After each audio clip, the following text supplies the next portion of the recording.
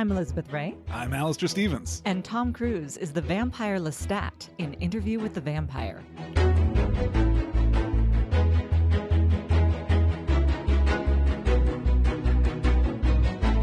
I'm so excited to finally be at this film because it's been like the one on my list that I've been the most excited to rewatch because it was such like a vague fever dream in the back of my head. I really haven't seen it in such a long time. And I watched it when I was definitely too young to be watching it. So I loved going back to it. I'm wondering overall if you enjoyed the movie. I did, overall. Yeah. I mean, it's such an interesting artifact, right? Because it is definitely an artifact. Yeah. It is such a weird outlier in Tom Cruise's filmography specifically. It's such a weird outlier in like 90s genre fiction, I feel like. Yeah. And it's an interesting reorientation of what we're doing with vampires in the pop culture at that point. It's such an interesting field of study. You know, you can just track the development of vampires in literature and then in film through really like the 18th century onward. They never really go away. They never really stop being a part of our popular culture because they can be turned to any purpose. You can interrogate the idea of the vampire from so many different angles, from so many different perspectives. And this is really, I mean, between Anne Rice publishing this novel in 1976 and the movie coming out in 1994, we are really moving the notion of the vampire from the monstrous into the sexy. I was going to say, do we put vampires to other purposes or are they just sex machines? Because I feel like it's always about sex. Because Dracula's not about sex? Dracula's not primarily about sex. Dracula is about modernity. Dracula is about the means and methods of the modern world suppressing the ancient superstitions of the old world, right? It is about this aristocratic creature that comes from the depths of the old world in Central Europe to the modern thriving metropolis of London and is crushed by the scientific method. That is how they take him out at the end, is through like rationality and industry and hard work, right? The power, the gears, the mechanisms of empire. It's really about the modern world crushing the old and not having to be afraid of the old. It's about cultural dominance in that way. And of course, vampires arise from folklore into literature in the 18th century in, you know, the era of revolution. They are coming up as symbols of the privileged aristocratic class that is literally bleeding the working class dry. Ah, sure. And they're immediately politically loaded. So yes, vampires are always about sex. They're always about desire. They're about carnality. They're about, you know, the animalistic sometimes, but also the extremely refined sometimes. That pendulum swings back and forth too. But they're also innately political in a way that I think doesn't really drop out of the vampire story until Anne Rice. I think that she is the one. You know, Salem's Lot by Stephen King is the year before Interview with the Vampire. And it is a really standard, a great book. I love Salem's Lot. I've never read it. Really standard monster book. It is just vampires take over a small town. And that's all that it is. It doesn't have any of this perspective on the gothic noble tragedy of the vampire. Anne Rice reinserts that into the story from, you know, 19th century roots. And then makes it sexy. And that is just really what happens there. And of course, it's all overlaid with all of this sense, this perception of queer culture, which is not intended by Rice when she writes the book, but is absolutely present in the text. Yeah, I mean, 76 is before really, you know, queer culture is on anyone's mind. It's not really until the HIV/AIDS crisis that the book starts to be recontextualized as an exploration of sexiness and desire as, you know, a curse, as something that will ultimately isolate you, that will ultimately remove you, that will ultimately end always in tragedy. That's the arc of vampire literature in the 20th century. We basically start the century with Bram Stoker, with Dracula. Then we do a bunch of, you know, Gothic revival stuff. Then vampires are co-opted by the pulps. They're kind of pulled out into every possible genre, right? We get a lot of weird fantasy vampires and weird science fiction vampires, including Richard Matheson's book, I Am Legend, which is published in, I think, 1954. That's a really powerful kind of reimagining of what if vampirism was just a kind of virus that can take over the entire human race? What does that say politically? How does that change our perspective? Then we get the weird ABC long-running Gothic soap opera, Dark Shadows. Oh, I don't know this. This is the thing. This is the property that was remade by Tim Burton in like 2012. When did it run initially? It started in 1966. Oh my God. Okay. Ran for, I think, 7 or 8 years, basically daily. And it was a strange, like, gothic supernatural soap opera. But one of the characters that's introduced that is like the breakout success is Barnabas Collins, who is the first kind of tragic vampire. He is the first vampire who emerges into the modern world and realizes that the world has left him behind. And kind of has to struggle with that and is still monstrous and is still like evil and Machiavellian and all that, good stuff, but has an air of tragedy about him. And that obviously directly informs what Anne Rice does. And what Anne Rice does is invent Angel and Spike and the Vampire Diaries and True Blood and Underworld and Twilight and all our common popular modern notions of sexy vampires. Wow. Well, thank you, Anne Rice, I guess. And I'd love to take just a minute to talk about Anne Rice and to give a little of the biography, because it is such a wild story. It's such a gothic story, and the influences of her real life can absolutely be felt in the pages of this book. And then, of course, in the movie version too. Anne Rice is born in New Orleans, Louisiana in 1941. She is the second of 4 daughters born to Irish Catholics. And though we ought to be wary of interpreting every, creative act and artistic impulse through the autobiographical lens, you can see a lot of her work in her upbringing. Her mother dies when she is 15 years old from complications caused by alcoholism.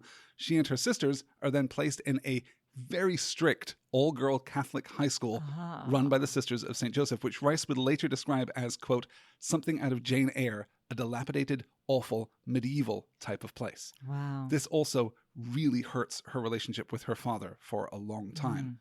The following year, her father remarries and the family relocates from New Orleans to Richardson, Texas. Rice graduates high school in 1959, having already met the man who would later be her husband. She completes a year at the Texas Women's University in Denton, then transfers to North Texas State, but is forced to drop out because she doesn't have any money and she can't find work. The struggle of Anne Rice trying to get her education is ongoing and really, frankly, noble. It's awful and terrible and tragic, but also inspiring. Felt. She goes to San Francisco. She ends up taking night classes at the University of San Francisco, which is at that point an all-male Jesuit school that only allows women to study in the evenings, but she perseveres. She's married at the age of 20, and her family moves full-time to San Francisco so that she can continue her studies.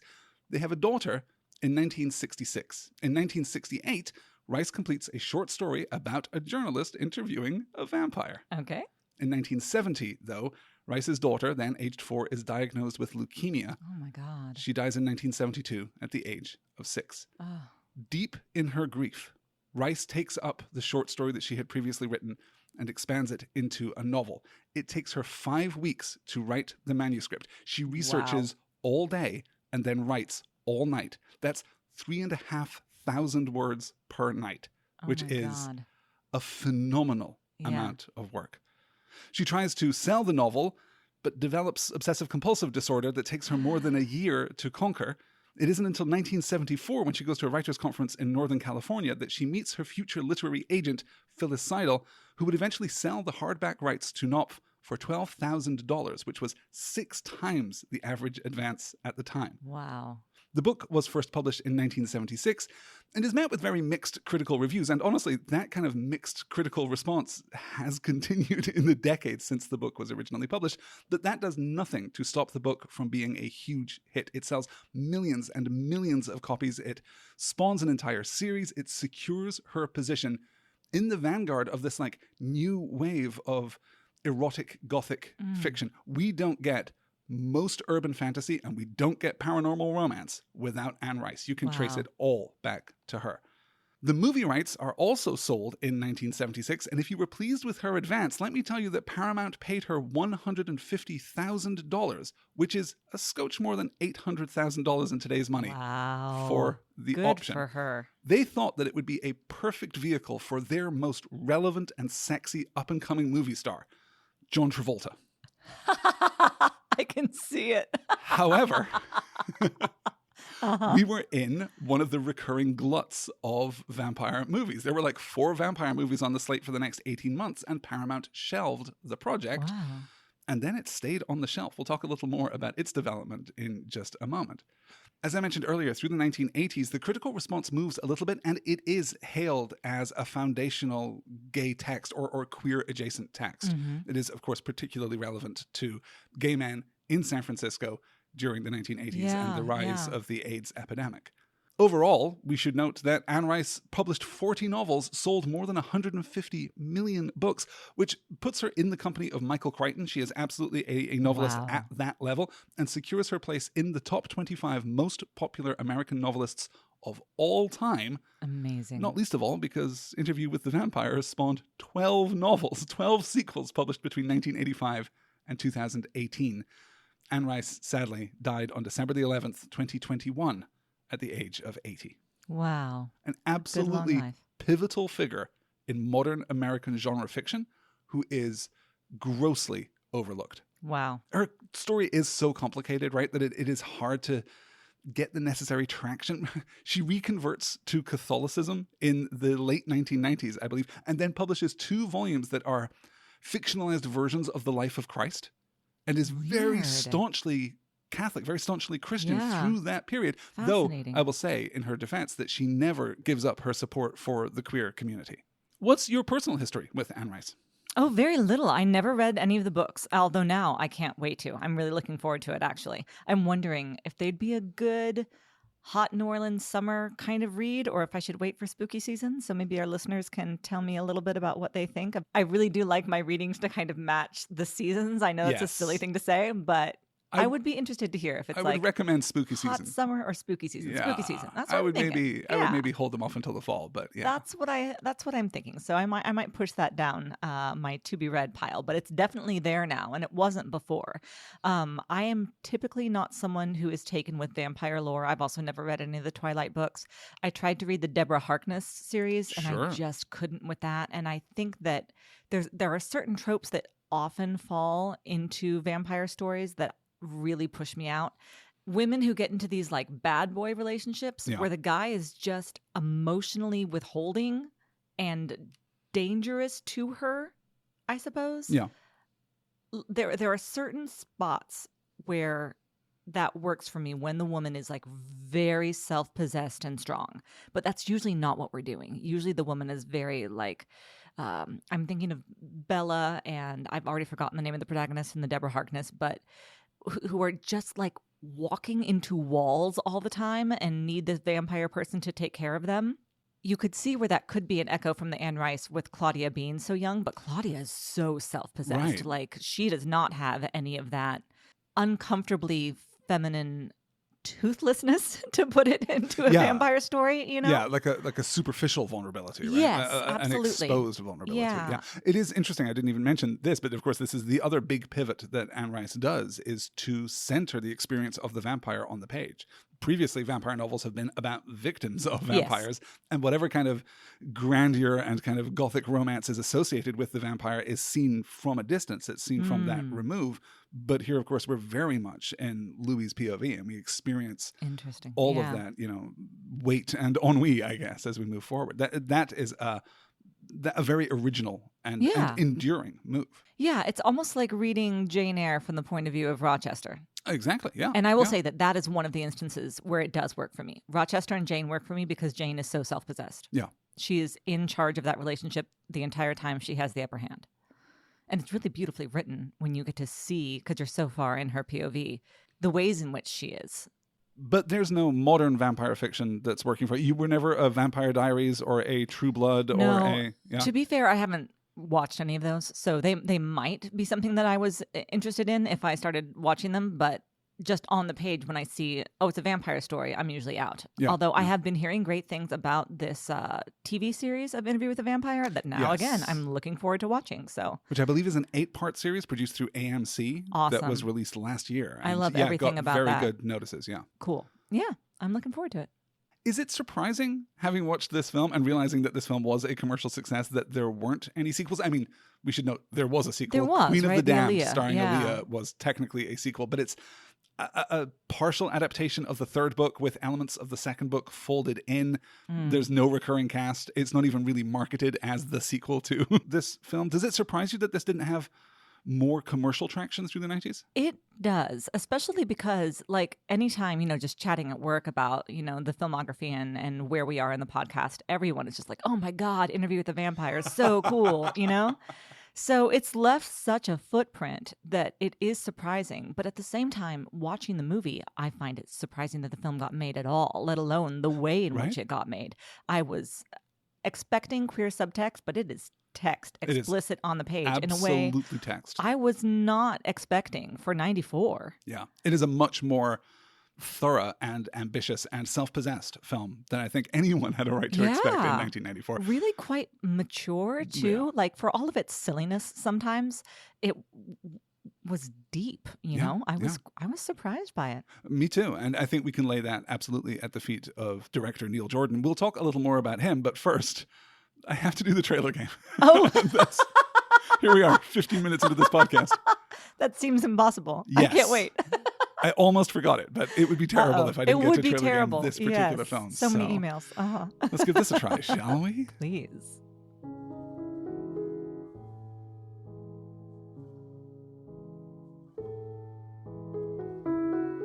Investigative reporter Daniel Malloy is about to have the story of a lifetime, if only he can survive the night.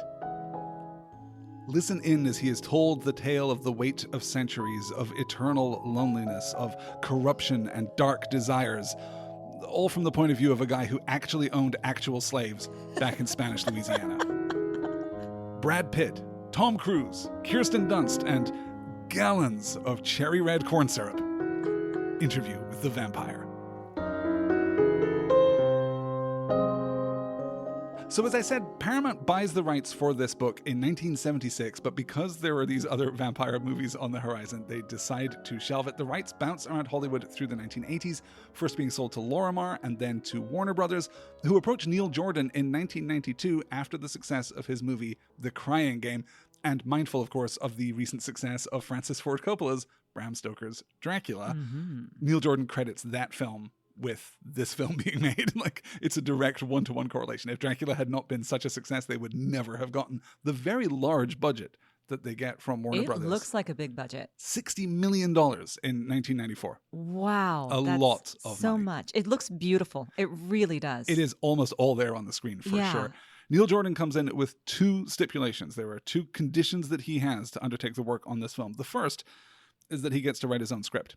Anne Rice has already adapted the movie, but Anne Rice's prose, you've never read her, right? So no. you never, very flowery, very, like, I all like of the prose, internal monologue stuff you. in the film is basically taken from her prose. But that's not how a film works. No, yeah. So Neil Jordan throws that script out and basically does a complete rewrite, though Anne Rice still receives credit. He didn't contest that credit with the WGA.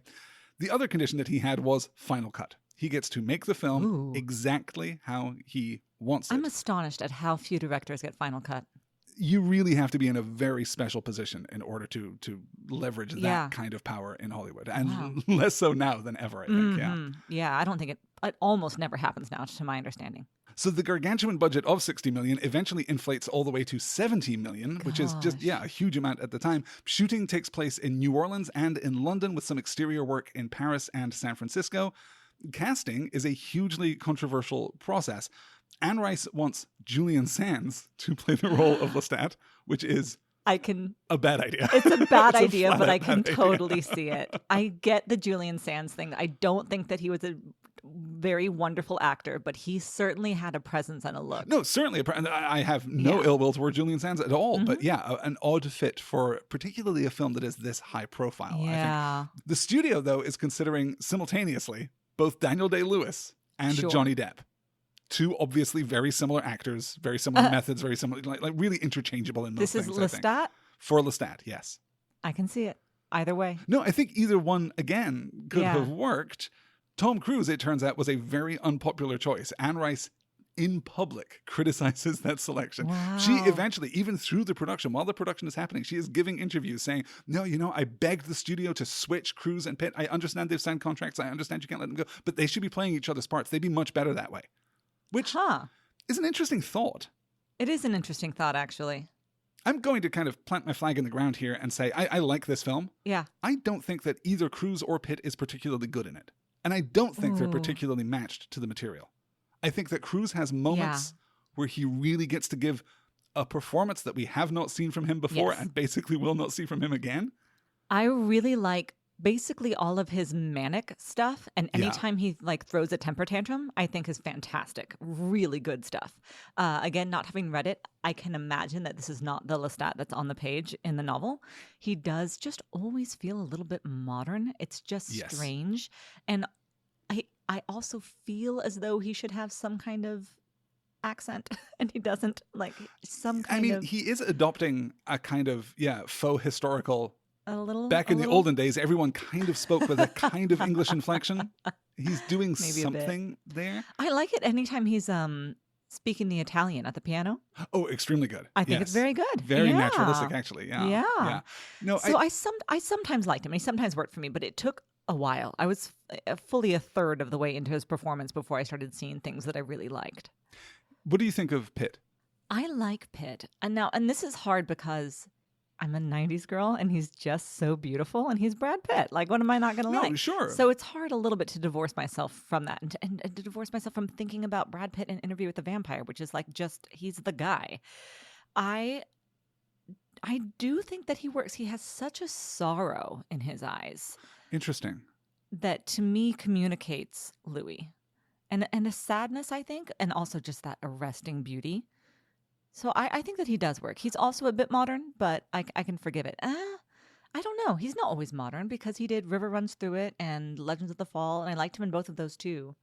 Yeah. I'm going to say long-haired, sorrow-eyed, period drama Brad Pitt works for me as a rule. I can see that. I think sorrow, sadness, like depth, I think is exactly what this character needs. I don't really get it from him in most of his performance here. I think we keep trying to put him in roles like that through the 90s, where we're kind of alternating with his much bigger, much more manic energy, but we're basically going to revisit this kind of performance in Meet Joe Black, a movie which you and I think like Love. more than most people. Yeah. But it's still a little, I don't know. I'm not seeing depth, I think is what it is. I just see like it's a very superficial sadness, but he also looks like he'd cheer right up if you gave him a cookie, mean. Okay. No, I don't intend that to be mean. I just don't get the weight of ages. I don't get like, eternal haunted sorrow from this, from a gothic figure. I don't think he reads as He gothic. doesn't read as gothic. That is fair. Yeah. We should say, though, that after the film comes out, Anne Rice retracts all of her criticism. That's good. And praises both actors significantly. River Phoenix was originally cast as Malloy, but he unfortunately dies 4 weeks before principal photography is due to start. So Christian Slater is a last-minute replacement and donates all of his salary, his $250,000 salary, to the 2 charities supported by River Phoenix. Oh, that's beautiful. Which is a real class move. Yeah. And he's great in this, I think. I I know think that so, he's too. just doing the Christian Slater thing, but it works for me, especially because the modern sequences in the film are the standouts of like, oh, this really is silly though, isn't it? To me, anyway. Like, oh, coffins are unfortunately necessary. I'm like, are they? Why? Yes. Why are coffins necessary? We're still evolving. Well, and that's part of why I think vampire fiction stays so current and so relevant for, 150 years at this point in the English language, that we can continually adjust and reorient, the tropes and the trappings. Like, are these going to be holy water, can't cross a river, have to stop and pick up rice vampires? Or are these going to be, no, none of that. None of that at all, actually. Yeah. I do. He's fond of looking at crucifixes, which is a nice detail. Yeah. Perhaps. Okay. Why? If you're from New Orleans, I guess you would be, right? Maybe, Makes yeah, you feel like you're at yeah. home. I don't know. Christina Ricci, Julia Stiles, Natalie Portman, and Evan Rachel Wood all auditioned for Claudia. Wow. But Kirsten Dunst was the first girl to audition. And after they auditioned, what they say very specifically, we auditioned 1,000 other girls and went back to Kirsten Dunst. This is an incredible performance. I was just gobsmacked. And of course, everyone talks about her performance. And I also remembered that she was just really arresting. But I mean, at the time I watched this movie, I was roughly her age. So wow, we must be of a similar age, within 5 years of each other, I think. She is 2 years older than you. Yeah. Okay. So watching it, I couldn't really understand what incredible acting she was doing. Watching it now, I'm just blown away. Like, it's so much to be called upon to do. Yeah. And she does it with what looks like such ease and naturalism. How she goes from a child throwing a temper tantrum to a self-possessed young woman of society in that just tiny fairy frame. It's astonishing. It is absolutely incredible. We talked a little about Anna Paquin in last week's Yeah. episode when we discussed The Firm. And of course, her performance, her Oscar-winning performance, Right. is heralded as one of the greatest performances ever given by a child actor. And I would absolutely put this performance by Kirsten Dunst right definitely. there next to it. I think it is fantastic. I think Dunst has maybe never been better, honestly, No, which is maybe a terrible maybe thing to a say terrible about thing an to say, actor. but however, yeah. But honestly. And correct me if I'm wrong, this was basically snubbed by the Oscars? Yes, it got 2 Oscar nominations, one for art direction, which is kind of a catch-all technical Yeah. category. It Like, is okay with your pretty movie. wild that this film was not nominated. It is wild, frankly, that this film did not win for costuming. I completely agree. Because it the is costumes an are incredible extraordinary, accomplishment. succulent. Yes. But if art direction is kind of this catch-all for, costumes and set Yeah. design and props and, you kind of fold special effects, like in terms of their visual coherence with the film as a whole, you can kind of fold visual effects into that category too. So it is nominated. It does not win. It is also nominated for Best Original Score, Weird. which I do think is weird because Yeah. with a couple of exceptions, really that opening piece I think is so beautiful. Stunning. And then everything else is pretty bad. And then we wind up Just with the unmemorable, Guns I N' think. Roses cover. And I know that this isn't original score. This is just, the Yeah. musical landscape of the film. To end with that genuinely, and I will say, I have been in my past a Guns N' Roses fan. I know you have. They were really reaching the end of their relevance in 1994 Mm. anyway. And to have them covering Sympathy for the Devil by the Rolling Stones is a calamitous decision. It is, the end of this film is saved only by that incredible helicopter shot of the Golden Gorgeous. Gate Bridge. Fact. Which is just, we Although bookend then this movie with The 2. sun starts to rise. I I'm know. like, Lestat, are you okay? You're in a convertible, That's buddy. how he goes. You're in that insane cherry red 56 Mustang. Beautiful. Beautiful. Back to cars again. I'll tell you Yes. what, Malloy Who is would've making thought some our first decent hot money. car was going to be Interview with the Vampire. Who would have thought that? Not I. Let's give a little background on each of our actors here then, because we won't really have the chance to talk about many of these people again.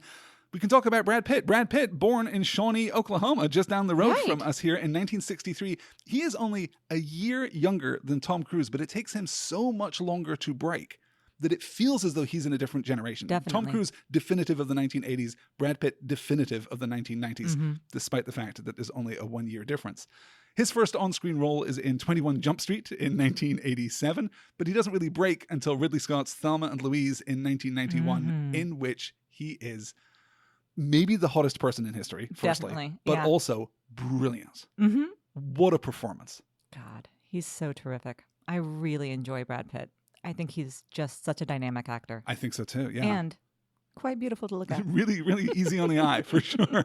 He does Cool World and A River Runs Through It in 1992, California and True Romance in 1993, Whoa. and he'll appear in The Favor and Legends of the Fall in 1994, the same year as Interview with the Vampire. This is Wow. a miracle run from this young actor. He'll go on, of course, to, in fact, 1995, the very next year, he will also appear in David Fincher's Seven and Terry Gilliam's 12 Monkeys, which will set the tone Whoa. for the rest of his career. Such Absolutely. different performances from what preceded them. Wow. Exactly right. Uh-huh. And from there, it's Meet Joe Black and it's Fight Club and it's the Oceans movies and it's Benjamin Button and it's Moneyball. And then he gets this late era resurgence Yep. with Once Upon a Time in Hollywood and Babylon. He's kind of maneuvered himself into being a George Clooney, Golden Age Yeah. of Hollywood type actor now, Yeah. which I don't think anyone would have expected, particularly from his edgier work in the 90s. Yeah. He's just a phenomenal actor. Mm-hmm. What was your first Brad Pitt film? Do you remember? Were you a big, like, Ooh. A River Runs Through It, like... I mean, You were 8 years old and just not falling really. in I love was with going to say, yeah, a River Runs Through It was a little bit boring for me when I was a kid, although I went back to it later. Legends of the Fall, I think, was probably a close one. And I think Seven would have been the other one that was just like really, whoa, what a powerhouse. Yeah. The one I have like the most enduring memory for would be Meet Joe Black. I saw that in theaters. I want to say I was on a date, although I'm not entirely certain. But I saw it in the theater and I loved the soundtrack. I was amazed by his performance when he is first meeting Claire, what's her name? Claire Forlani. Claire The Forlani. very beautiful Claire Forlani. Yes. When he's first meeting Claire Forlani in that diner, I thought he was just so alive and charming and charismatic and magnetic. I was just so drawn in by him. And then he gives such a cold, distant performance for the rest of the film, which has its highs and lows. Like, I don't think the entire film holds together very much, but I will always remember Claire Forlani's dress and clavicle. Yes.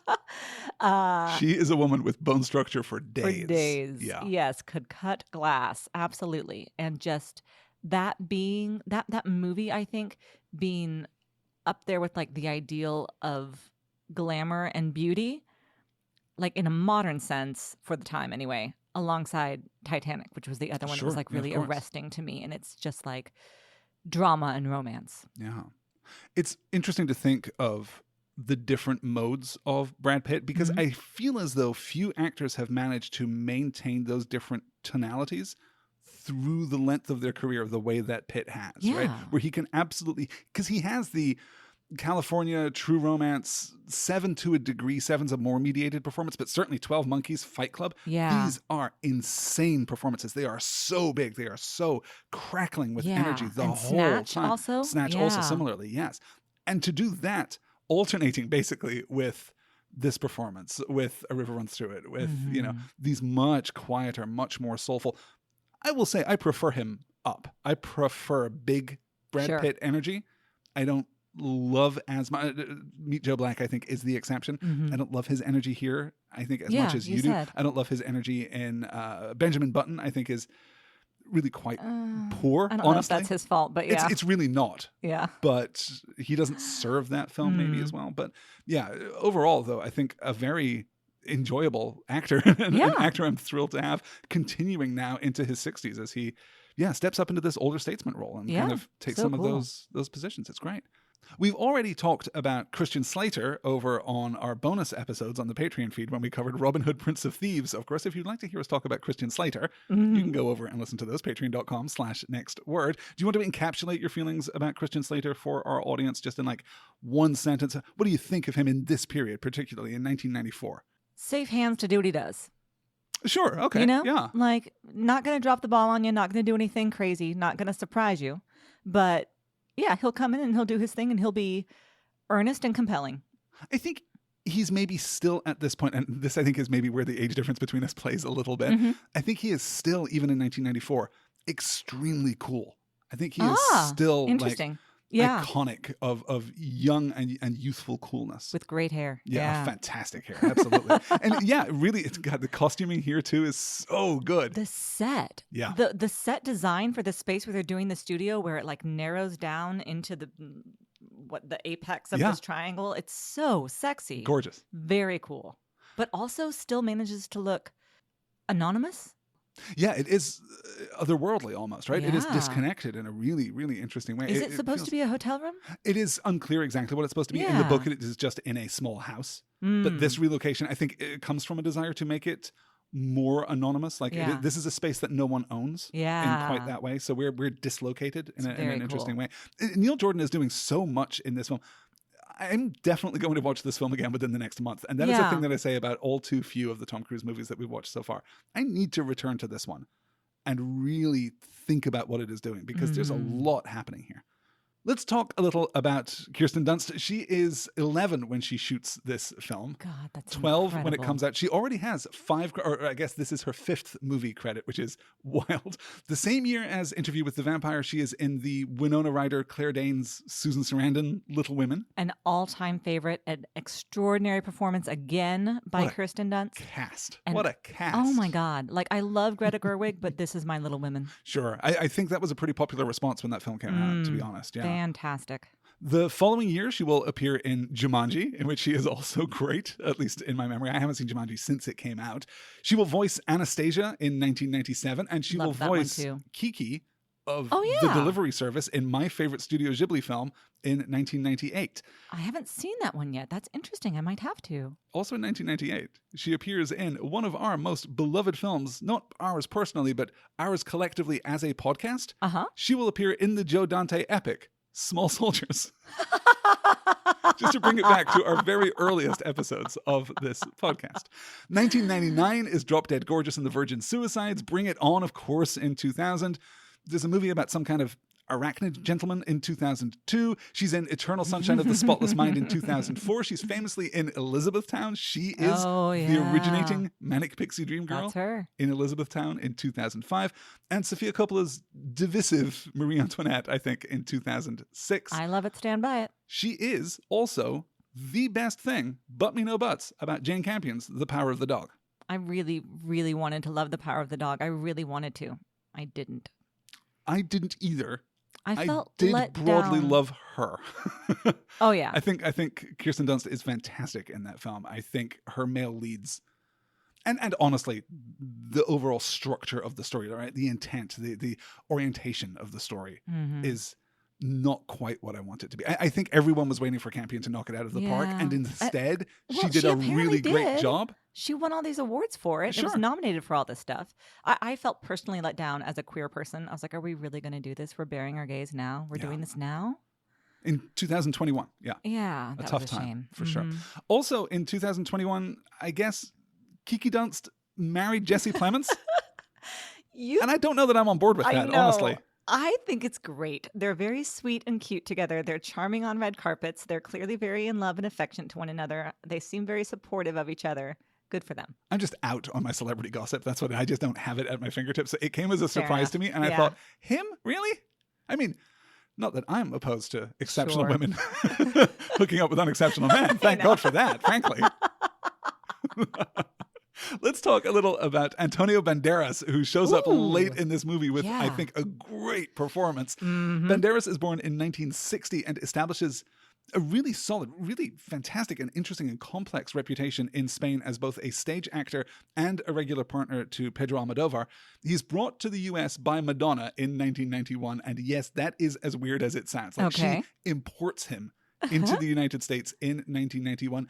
He doesn't speak English at that point. He is taking little acting jobs and is learning his lines phonetically, but he doesn't break until he plays Tom Hanks' boyfriend in Philadelphia in 1992, in which he is just lovely and soulful and That's really, a must-watch. really beautiful performance. It yet, I just have to. This is his second major role in Hollywood, but he'll go on from here to be in Desperado and in Evita and in The Mask of Zorro, which is a very bad, extremely fun movie. He'll be in the first 3 Spy Kids movies. He does 6 Shrek or Shrek-adjacent voice roles as Puss in Boots.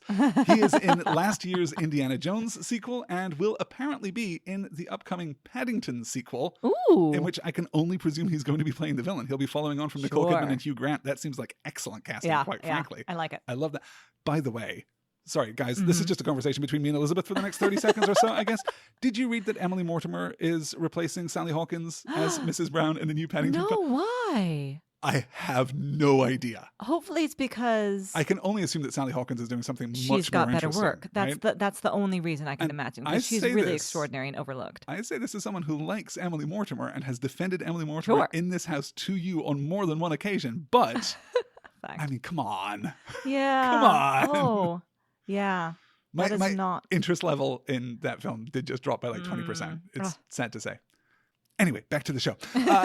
The last person that we should really talk about is Thandiwe Newton, who is in this movie for such a brief period. And we will have the opportunity to talk about her again when we get to Mission Impossible 2, in which she is lovely in a bad film. But, you know, we'll get to all of that. Newton is born in London in 1972 to an English father and a Zimbabwean mother. She spends the first 3 years of her life in Zambia, then returns to England to settle in the picture postcard town of Penzance in Cornwall, you know, where the pirates come from. I was going to say, okay. She attends a performing arts high school, then goes to Cambridge University, where she earns a degree in social anthropology in 1995. She graduates in 1995, which means that she is studying while she shoots this film. Oh my God. Yes.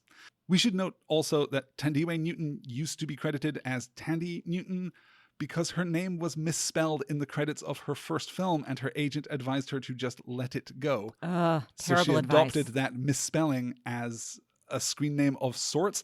She changed her name back to her real name in 2021 professionally and is seeking to have credits changed in her previous work where that is possible, as she absolutely should.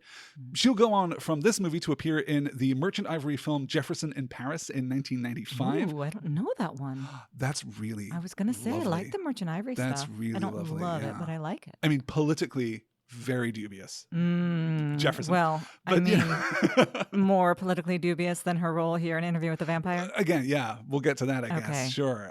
She's in Beloved in 1998. She is, as I said, the best thing about Mission Impossible 2 in 2000. Yes. She's in Crash, the racism one, not the horny car one, just to differentiate from Holly Hunter in last week's show in 2004. She's maybe the best thing in Solo, A Star Wars Story in 2018. And she is fantastic in the HBO series Westworld, where she is one of the leads. Oh, yeah. I never watched Westworld. Just an astonishing actor, and I'm constantly, always just looking forward to the next thing from her. I think she's just great. Let's get back to the story of the movie. Principal photography begins in November of 1993 and runs to March 15th, 1994, with the latter half taking place on the famous, the legendary 007 soundstage at Palma in London, the same stage that had burned down when Ridley Scott shot Legend.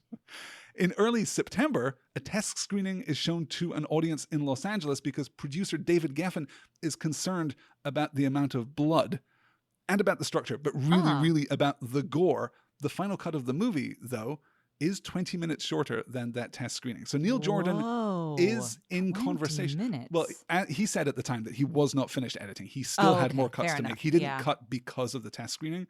He thought the test screening was just taking place too early. But all we know about what was actually cut from that test screening is that the final product was 20 minutes shorter. It didn't strike me as particularly gory, actually. Did it you? I wonder how much was taken out. Yeah, I mean, I'm not sure. The visual effects that we get, I think, are extremely specific and extremely inventive, and a really restrained use of very early CGI effects on some of the bloodshots, I thought. Yes. I was so impressed with the special effects in this movie, period. Particularly the crumbling into ash of Claudia and her new companion. Yes. Do you know how they did that? Why does it look so good? I can tell you. Do you really want this story? Do I not? It looks that good. It is made from compressed ash. It is inspired by the victims of the bombing at Hiroshima. Holy shit. Yeah. So it is drawn from, obviously, a calamitously terrible real-life event. Yeah. I don't love that. I think that is a disrespectful use. It is disrespectful. A real-life inspiration for the purpose of this film. Taking the film as itself, it is a fantastic special effect. It is absolutely mesmerizing. And the collapsing, which is digitally augmented, I believe, as well. Very, again, early CGI usage but here. Carefully. Yes, absolutely. Yes. And with a great deal of restraint and purpose, which I think is true of all of the special effects shots. So yeah, I don't feel wonderful about the victims of the bombing of Japan being used in that way. No. That iconography and imagery being co-opted in that way. But yeah, as a special effects shot, denuded of its context, I think it does work and is extremely impressive. Okay. The movie opens November 11th, 1994. It's the #1 movie that week, making $37 million off of a 3-day opening weekend and beating out the other new release of the week, the first Tim Allen Santa Claus movie. Whoa. You can remember that far back. Number 3 at the box office is Stargate. Number 4 is Pulp Fiction. And number 5 is the Kenneth Branagh Frankenstein. Damn, that's a hot week at the movies. It's a very boys' week at the movies is what it is. Oh, I don't know. That's a very masculine orientation, I think. Yeah. I mean, Frankenstein, I think it's less so. I think it's the double whammy of Stargate and Pulp Fiction that makes it feel quite as you can see a lot of couples going to the theater and then they split up and the men go over to Stargate, the women go over to see Interview with the Vampire, and we'll meet back in the middle and discuss. Oh, that's a tough one. I don't know what I would pick. I mean, right now I would go and watch Interview with the Vampire. I love Stargate. I think Stargate's a fantastic movie, and I should go back and watch. No, I shouldn't go back and watch the Kenneth Branagh Frankenstein. I don't think anyone liked that at the time, and I can't imagine that it's aged well. Really, and it's really visually quite stunning in a lot of ways. It might be worth it just to see on the big screen that scene where Victor carries the body of Elizabeth up the stairs and the red cloak is just flowing behind. That is such a cool sequence. But overall, I think the movie is cheesy. It's Yeah. like really maybe too theatrical. So yes, I think I'm with you. I would see Interview with the Vampire at this moment. Ooh, but Stargate is cool too. This is Stargate hard. is cool. This is Stargate, hard. I can tell you with absolute certainty, has not aged as well as Interview with the Vampire has. Okay, well then let's go with Interview in this very important what if scenario. No, obviously it would be the Santa Claus. Obviously we would have to go and see the Santa Claus, a Christmas movie for children in which Santa is murdered in the first 5 minutes of the film. I guess he isn't murdered. He does die, but still, yeah. Uh-huh. It's so interesting to think of Kenneth Branagh, honestly, and to remember the scope of his filmmaking. He is a filmmaker of such tremendous talent and absolutely no discipline. No restraint. Yeah. In any case, the overall domestic box office for Interview with the Vampire is 105 million. Eventually, the film will take 224 million worldwide and will be the 9th highest grossing film of the year. I'm going to speed run this so you can just give me like one-word responses to the top-selling movies of this year. Number 1 was The Lion King. Number 2 was Forrest Gump. Number 3 was True Lies. The Mask, Speed, The Flintstones, inexplicably, Dumb and Dumber, and brilliantly, right above this film in the box office, Richard Curtis's 4 Weddings and a Funeral. Wow, 90s. Wow. Smash hit right there. It is, as I said, nominated for the Academy Awards for Art Direction and Original Score, but wins neither, losing out to The Madness of King George for Art Direction, which is a sumptuous, gorgeous film. I don't know how well that played in the United States, honestly, but it is gorgeous. Nigel Hawthorne is who you might know as Malvolio from The Merchant Ivory, 12th Night. Yes. You remember? Yes. Again, an actor that didn't really cross over into this country very much. But I can see him. Gorgeous film. Wow. Okay. And then, of course, original score was taken by The Lion King. Lion King, obviously. Sure. Yeah. I just looked up costume design too, and though I can maybe agree that we ought not to have given the Oscar to Interview with the Vampire, and looking at this list, because nominated for costume design this year were Queen Margot, which I do not remember, I'm afraid, Maverick, which has really good costume design. Yeah, I guess, but so cheesy. The aforementioned Little Women. That was really great. Bullets Over Broadway. And the winner was The Adventures of Priscilla, Queen of the Desert. So okay. Fair. You can't take that award away from that film. Can't take it away. That film is basically nothing but costume design in glorious excess. So that's all the background that we have, which means that it's time to get into our discussion of the movie itself. Let's talk about this opening shot, shall we? Let's talk about these opening shots. I watched it probably 4 times. It's stunning. Old-fashioned helicopter shots. There's nothing like it. It was when I realized that's what we were doing that I backed it up and was like, okay, this is when we did this shit with helicopters. And why is it so much cooler than doing it with drones? I don't understand. Because you can't put a real film camera on a drone. I guess that's why, right? It just looks different. It has a different weight, a different speed, a different intentionality. And it is just also beautifully framed. This is a camera in the hands of a very skilled operator working at the instruction of a very skilled DOP, because basically this entire film, I think, looks gorgeous. It does. It does. And I find this soundtrack at this point, whatever this track is, just gorgeous and so arresting, and it sets the mood beautifully. This opening Latin aria or whatever is just, love it. Stunning. And then we transition into this amazing shot. We crane shot down into the street in a very traditional maneuver, but still like a really nicely composed shot. Yeah. And instead of cutting out of the crane shot, we just start tracking down the street.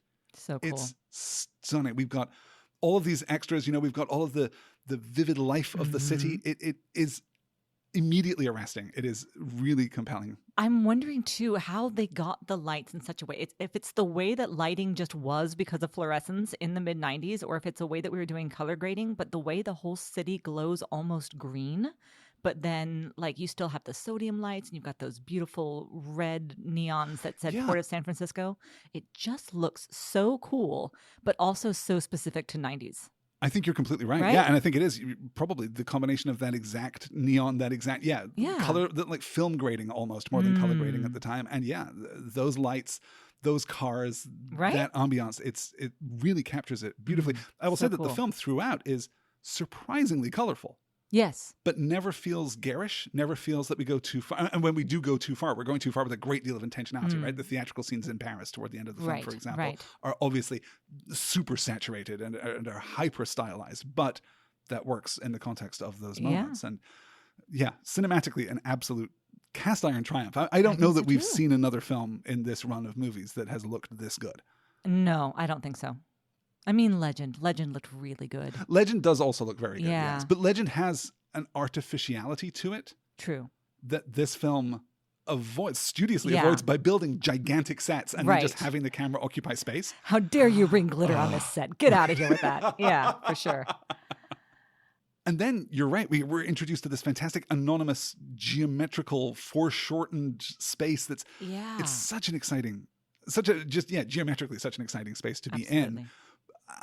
Do you like the fact that Louis is presenting the first part of his monologue with his back turned out on the balcony in a dumb. very, very dramatic It's so pose? cheesy in the beginning. Like, I was really worried in the first 5 to 10 minutes. I was like, is this going to be awful? Is everything I remember wrong? Is this just cheesy nonsense? But, it comes around. It does, mostly, I think, yeah. We flash back to 1791 in Louisiana, where Louis is spiraling following the death of his wife and his daughter. In the middle of being robbed, he is attacked and bitten by an extremely fey Tom Cruise. We haven't talked about the Tom Cruise performance here, really. Does it work? I think ultimately, yes. Okay. This sequence, a little bit less so. Like I said, I like him most when he's at his most manic. So when he's doing this, socialite rake thing that he's giving here early on, it works for me less. But I do find the ultimate bite that he gives Brad Pitt as they then fly up into, was it a ship? Into was it the mast of a into ship. the mast Yes, of a ship? absolutely. That was fucking cool. It is. Actually. And sexy. Kind of inhabiting very homoerotic. this space of magical realism almost. It's unclear whether this is literally happening or not literally happening, and it doesn't really matter because it delivers the emotional impact that magical realism delivers. That's what magical realism is for, in its sense. Yeah, I completely agree. I don't think he works particularly in that super urbane, super sophisticated, super socialite kind of way, in part because you need to be sexy to pull that off. And this is still Tom Cruise. He's just not. Lacking a certain kind of, When you contrast him with Antonio Banderas at the end of the film, and I know it's unfair to rate anyone on sexiness standing next to Antonio Banderas, but really, that is a very similar role and a very similar kind of performance. True. And Banderas is doing it effortlessly with much less material. And Cruise is just not giving that flirtation, not giving that chemistry. It is true, according to reports from the set, that Tom Cruise and Brad Pitt hated each other. Oh, no. And wound up, there's a reason that they never worked again, despite being, two of the biggest actors of the 90s. Really? Yeah, that they did not get along at all. You don't hear that very often. You certainly don't hear it about Brad Pitt, right? About Brad Pitt or Tom Cruise. I feel like Cruise is divisive to audiences, but so far everything we've read about people who worked with him were like, generally, sweetest, greatest, very, very gentlest popular man. with his co-stars, yes. Brad Pitt did have a terrible time making this film. He was very public about it in the aftermath, that it was awful. Yeah, that he just got super depressed. He went to London to shoot this film mostly at night and got some serious, seasonal affective disorder. Yeah, he got some serious depression too. And really, really hated the process of making the film. Yeah, so and of course, inhabiting just the emotional space of Louis through the bulk of the film is not a ton of fun, I'm sure. No.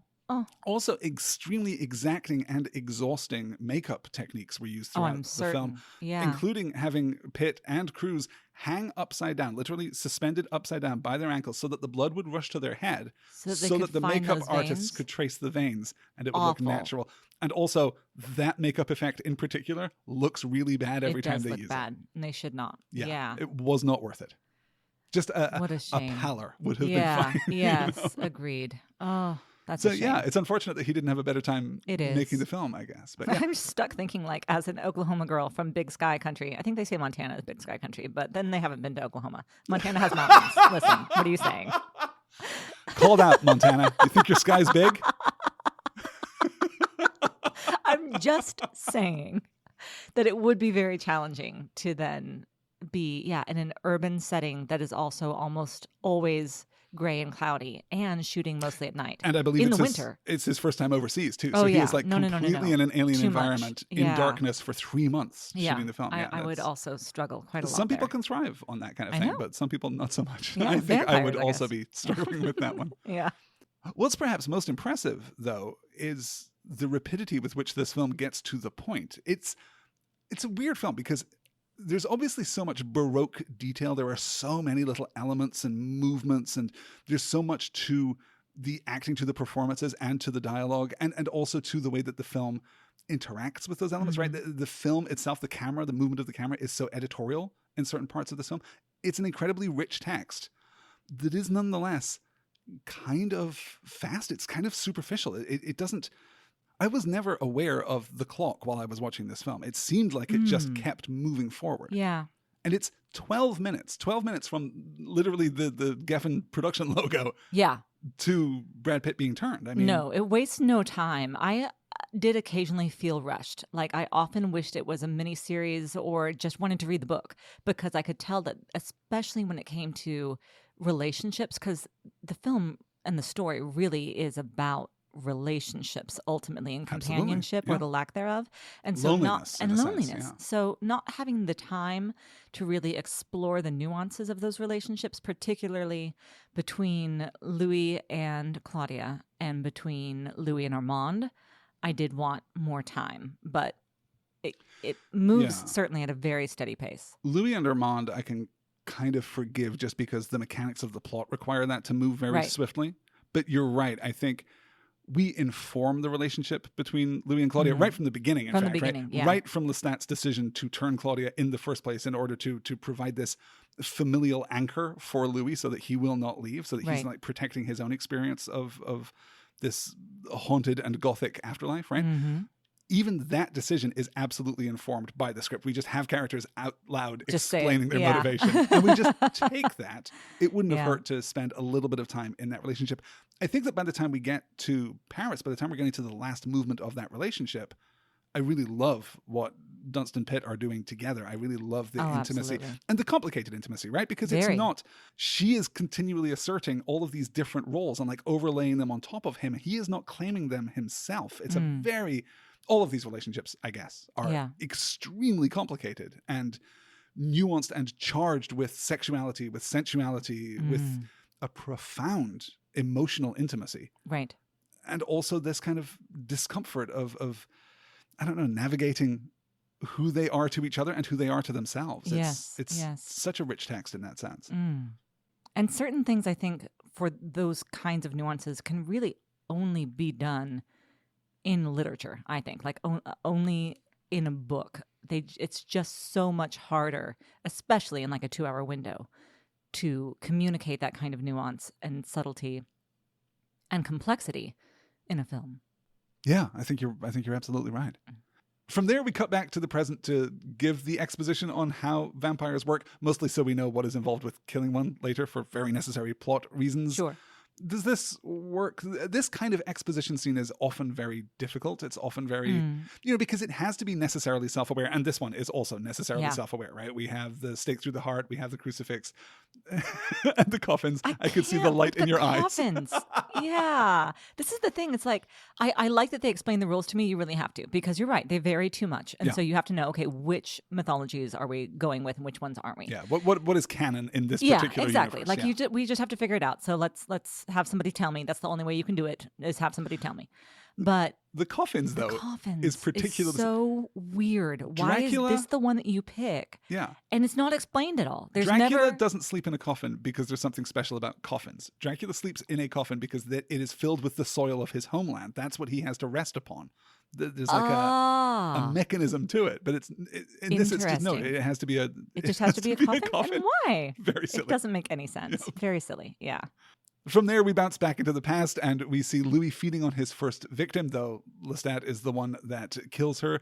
We drain a rat in a horrifying succession of visual and practical effect. Right. We begin with a real rat and then cut to a very gross animatronic from which we drain the blood into a wine glass. Just awful. But very intentional and very restrained. Again, very restrained, very casual. We keep going back to these little animatronic rats and they're always upsetting. They're always, but very quietly so. I think they're unsettling, perhaps. More can you imagine if they'd been CGI? Ugh. I can, and it's something that gives me pause about the AMC series. Honestly, I'm not sure that I don't know. I don't know what the visual style there is. But it must be, right? Oh, that's a good point. You would assume so. They're not going to be using animatronics. No. Yeah.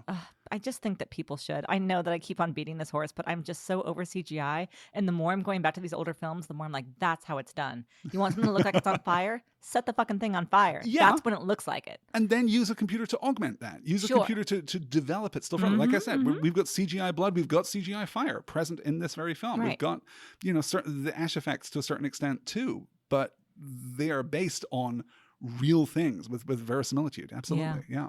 We get this sequence, which I think is a controversial sequence for the audience of this film, where they go to the very fancy party and then leave the very fancy party with the elderly dowager Yes. and her young assistant or whoever that guy is. Sure. And they pair off. And we have Lestat Assistant in murder. Yes. feeding on the young man. Yeah. And then we cut back with this very hard and blunt cut to Louis just snacking on a poodle. Just eating a poodle. Yeah. I think this is controversial. Eating the old lady's poodle. With some... Okay, moving on. Go ahead. You were saying. I think this is controversial with some people because how dare you hurt an animal? Sure. Interesting. Okay. But okay.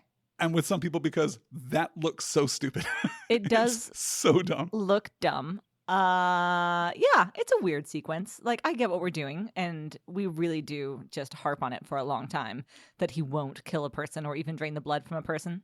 Well, again, it feels as though we linger on it for a long time, but really we only spend maybe 10 to 15 minutes developing this part of Louis.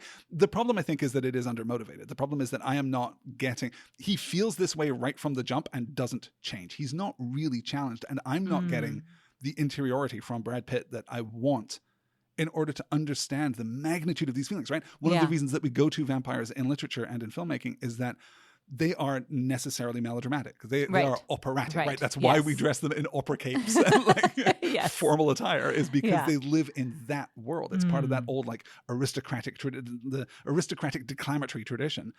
But we don't do that here. He is silent and morose and kind of flat, I think. I hear you. Cruz is giving all of the necessary exposition to kind of motivate the mechanics of the plot, but I'm not feeling it as much in this part of the film, at least. Yeah.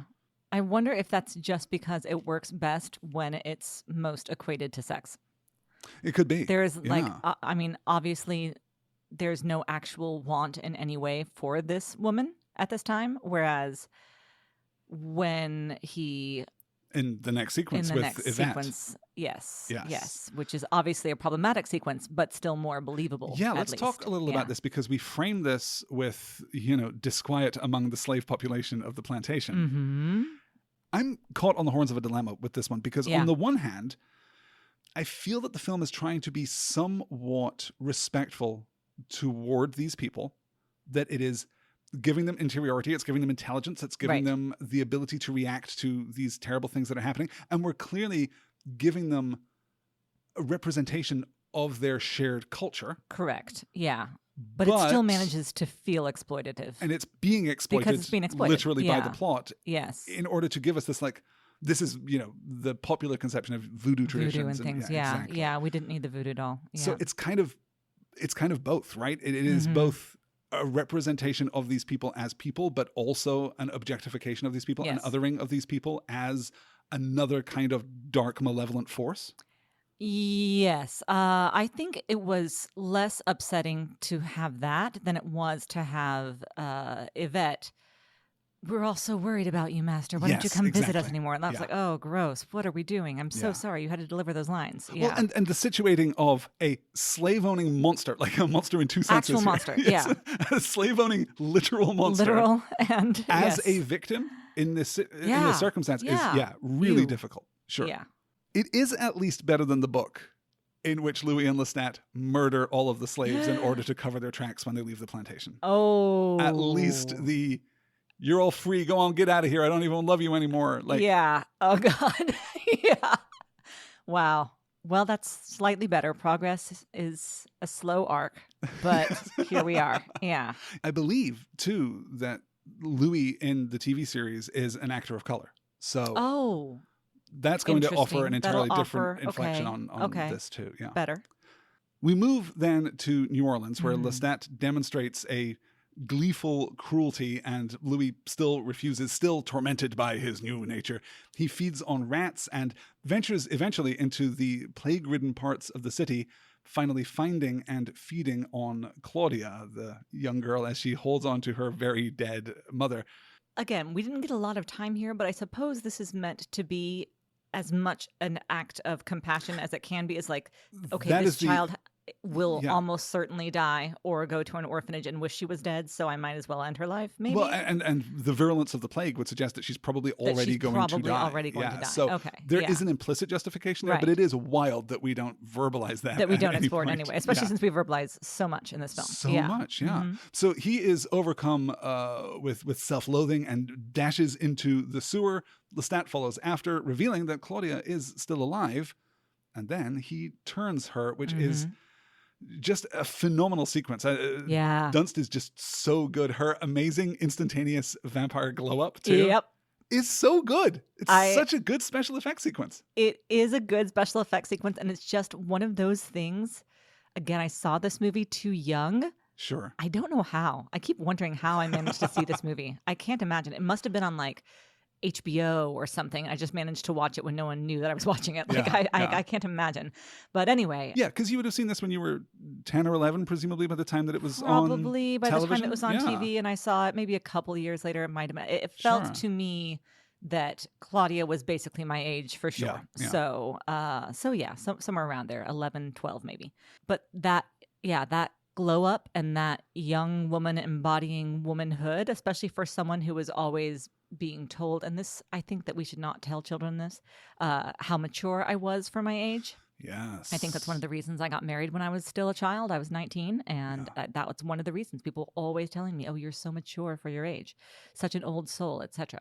But nonetheless, I found that just incredibly compelling for me, and her costuming throughout Her just, costuming is spectacular. I think, ignited so much of my imagination. I was wondering, like, I think I discussed this earlier, like where my love for Edwardian costuming came from. I must have seen several things, but this is definitely one of them. The costuming in this, I had, in fact, when I was 16, I think, a Jessica McClintock dress in a blue taffeta that had a corseted top that must have been straight out of this kind of, and I wore it with a black choker meant to look like jet, those black Sure, plastic yeah. chokers that everybody wore. But yeah, it was just a huge part of, this is something that I find beautiful. Yeah, I think between this and Titanic, we can see a lot of Yeah. your influences in terms of your taste in costuming. Yeah.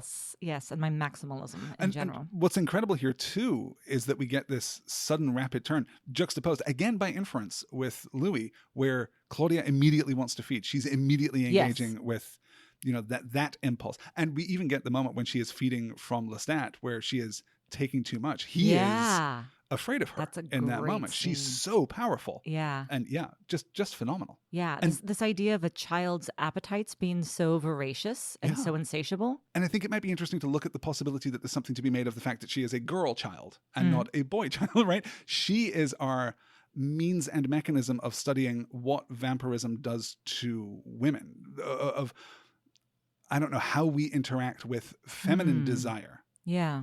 I don't know if something is being said, but we don't have, a contrary perspective on it. So Well, I mean, it's one of the most interesting themes of the story, I think, that she is just right there on the cusp of adolescence. So once she begins to understand that she will never grow up, as she says, but she's clearly understanding what sexuality is and wanting it for herself, but also arrested in this space where you wonder, like, if her child body can experience sexuality, I suppose, in a way that would be fulfilling for her, even as she is, 200 years old. Yeah, well, it's interesting that we never really engage in any active speculation about the sex lives of vampires in general, right? Is there a substantial true. physical difference? I think of the moment between Louis and Armand where they are almost kissing, and it's the Right. closest thing that we get to an expression of sexual desire between any two vampires. It's it true. seems to That's me. not feeding. Yeah. So I don't know if,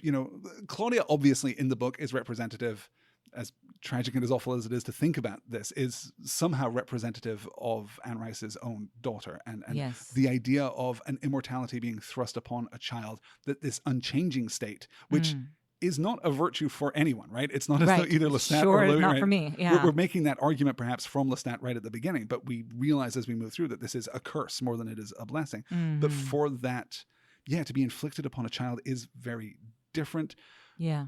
Certainly we see, I think, in her taking of the woman that she sees in the window, right? That first moment where she realizes, I am never going to be a woman. I'm never going to like realize my feminine potential in this way.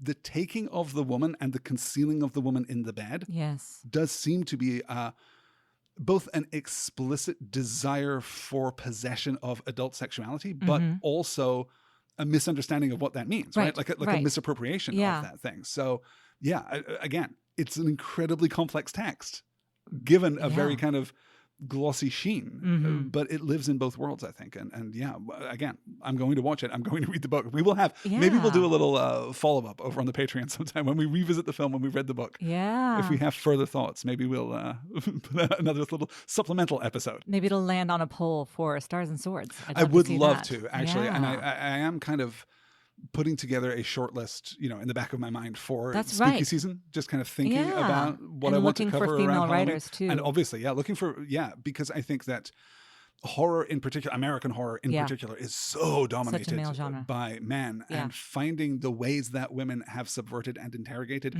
our assumptions about horror fiction. I think that's such a rich area. So I mean, Stars and Swords, available at starsandswords.com. I still can't quite believe that I got that URL, but there it is. If you're interested in hearing me delve deep into genre fiction, that's the place to get that. From there, though, from Claudia being turned and feasting on the housekeeper and all of this, high drama, things take a turn for the sitcom-y, don't they? Things take a turn for the outright comedic. I don't know. I think I disagree with you on this. I find this, certainly it gets lighter. There's a levity to it, but I don't think that it's played for comedy. I don't know. Claudia's tiny child-sized coffin is a visual joke. Do you think it is? I cannot look at that on screen and not find that funny, particularly in her little, pink little girl bedroom. It's just, it is a deliberate juxtaposition, I think, that is meant, or if not meant to elicit comedy, it certainly elicits comedy for me. And then the sequence of these interactions with people, the piano teacher in particular, the piano teacher's head striking the piano in order to provide the climactic chord for the piece that she is playing. That is a joke. That is an outright joke. And every time Tom Cruise comes in, I'm like, Claudia, take to camera, studio audience applause. It feels very 80s sitcom to me. Yeah, okay. That's fair. You can see the Olsen twins doing exactly this, is what I'm saying. I guess I didn't mind it as much, but I do see what you're saying. It's a fair point. Yeah, I'm not sure that I mind it as much as, it is just a tonal shift for me. That seems a little out of step with the rest. I think we tonally shift here, and then we tonally shift when we're in the theater in Paris. Otherwise, things are largely consistent through the piece as a whole. Time passes, history moves on, modernity comes to New Orleans. We're all Americans now is such a great and interesting line. And this idea, we revisit this idea in a couple of different ways, but the idea of history itself applying a pressure, applying a force against these immortal beings is a really interesting one. I am so taken with what Armand says to Louis later about him being the spirit of the century, about him being like the spirit of the new world almost, about his presence infusing new life into these, ancient beings that have become somewhat staid. I find that so interesting, so fascinating. Does that work for you as a thematic aspect? An underdeveloped thematic aspect, but it's a thematic aspect. It's so underdeveloped that I don't know how well it works, but I am interested in it, yes. You're right. I want it, you so do. I'm finding it. That is exactly like my particular brand of catnip. That's completely okay. Yeah. Claudia is feeling trapped by her eternal childhood. This is where we get the sequence with the woman in the window. A startling bit of nudity, I thought, for this film. Yeah. The two times when we really deploy nudity, it is shocking in very different ways, too. Shocking. Yeah, absolutely. This film was definitely the first time that I saw a nude female body. For sure. Yeah, I can imagine. Sure it was. Yep. Which is really interesting, I think, when it comes to what I think the intent of the nudity was, because I would not call this gratuitous in the least. This is almost sensual. Yes, and very specific. Contrasted with the other naked woman that we get later in the story. Yeah. Yes. Yeah. It feels very specific to Claudia. Exactly. We're in her POV. Yeah. We never see how either Louis or Lestat are apprehending this woman. Right. This is Claudia's moment. It's her story. Except to say, don't you want her? Yeah. And then yeah. I want to be her, which is an incredible piece of dialogue and delivered beautifully. It's a stunning scene. Impossibly good. Yeah. And this leads us, of course, into this first crisis with Claudia, with the discovery of the body in the bed. We talked a little about what that symbolizes and represents. Obviously, the discarding of the dolls, too. Yes. The idea that Lestat brings Claudia a doll on the same day every year, the anniversary of her dark rebirth. That's really interesting and rich, and tells us something about Lestat that honestly we don't get for the rest of the piece. Like, we don't get really a clear perspective on what he feels about Claudia at all. It's only ever used first as a hook for Louis, and then as a combative relationship, which we're about to get to, because we get the sequence where she cuts off her own hair, goes into her room, and comes out again with a fresh wig, all ready to go.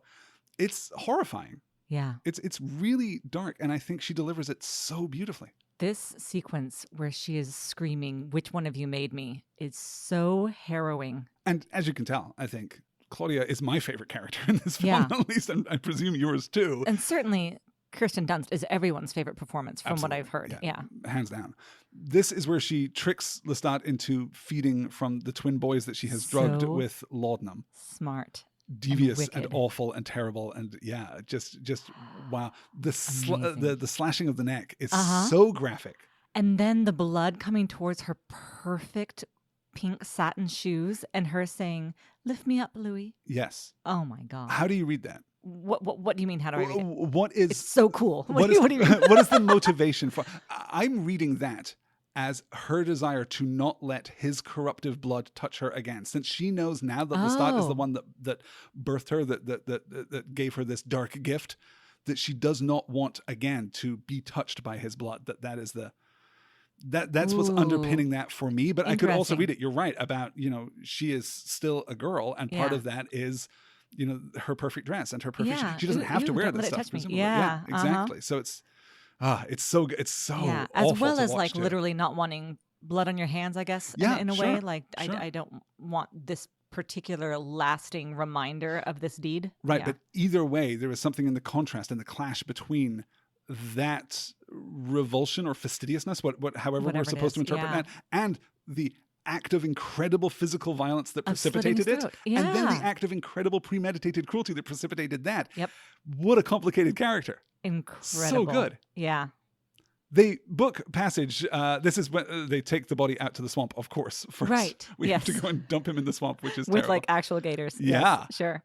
Then they book passage for Europe, but the night before they leave, Lestat returns, attempting to kill Claudia, but Louis sets him on fire, and hey, end of the second act, another house catches fire. This was so cool, we do it at the end of each act. This was such a great sequence. Both the fire sequences were great. First, where Louis is going through the house with the torch, lighting the curtains, which must be practical. Like it must just be like hella safety guys on set. But let's try to get this one take, boys. And then what a performance, because he's just terrific. Grabbing the decanter and throwing it up against the wall and knocking over all the candelabras. It's so extraordinary. And then this time we get fiery Lestat climbing and crawling on the ceiling. Skittering spider-like, I know. It's so cool. Really. So upsetting. Really upsetting. This was the first time that I'd ever considered, because we think about the aristocratic associations with vampires that are really fixed with Dracula, but are also present absolutely in the myths prior to that, and even in the folklore that underpin, the literary take on vampires in the 18th century. The association of the aristocracy with creatures that lurk in the night, because you had to be wealthy to be awake at night, because burning candles was expensive, right? Like this idea that only the privileged could live the night life. Yes, because poor folks, had their fire or had their candles and then had to go to bed when it was dark because you literally couldn't do anything else. I think there's maybe an interesting association there. I think so too. Writing has been done on that subject. I'll need to delve into well, it. and just the idea of all of these parties that went on until dawn, which I just cannot believe. Yeah. I find that, even now, like bars let out at 2 a.m., and the people who have a really late night, get home and are asleep by 4, but like carriages at dawn? What? Carriages at Dawn is just an excellently romantic, bohemian phrase. I just Yeah. No one had a 9 to 5 then, I guess. Not the aristocracy anyway. Exactly. They travel to the Mediterranean in search of other vampires, but find nothing. And by 1870, they have settled in Paris. Louis is eventually approached by Santiago and Armand. The sequence with Santiago. This is very bad. Yeah. This is very bad, very poor. Do not like though, it. Right? This is Stephen Rea.